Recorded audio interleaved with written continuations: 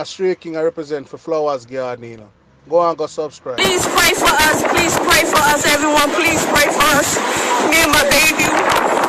Everyone that stay in the apartment building, we stuck right here. Please pray for us. I'm asking y'all, please. Pray for us. Pray for Abigail, please. I'm begging y'all. My baby's only 4 months old. Please pray for us. I'm begging y'all, pray for us.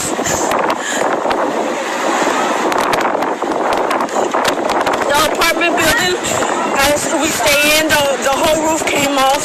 We standing right here. People trying to make it to the other side where this white house is, but some people, the water just took them, and those are the only people that got to make it over there. Some people didn't get to make it. Everyone, I'm asking y'all, please. My baby's only 4 months old. He doesn't know nothing. Please, just pray for us. I'm asking y'all.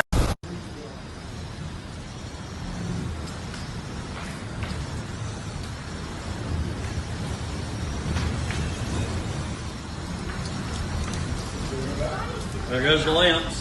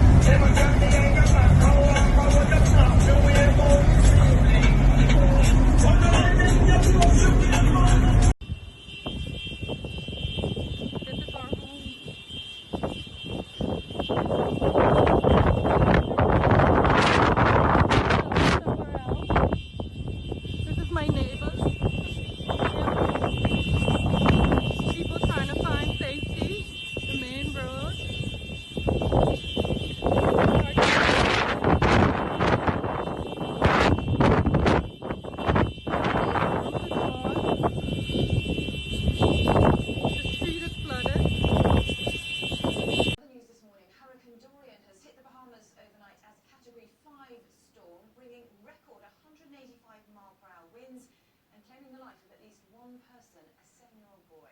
Well, this morning, parts of the United States East Coast are preparing for the mandatory evacuation, with the system set to track dangerously close to Florida, Georgia and the Carolinas.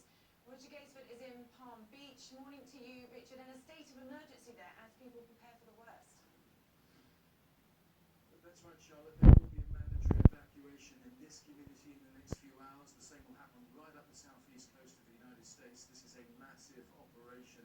Everyone's shocked by what they've seen in the Bahamas, and especially since this morning we've had news that a 7-year-old boy has been killed there. That's been reported by press in the Bahamas. You can see behind me the high-end shops are boarded up. They've got the sandbags out. It's the same up and down the street. They're really worried there's going to be a tidal surge here along with these really strong winds.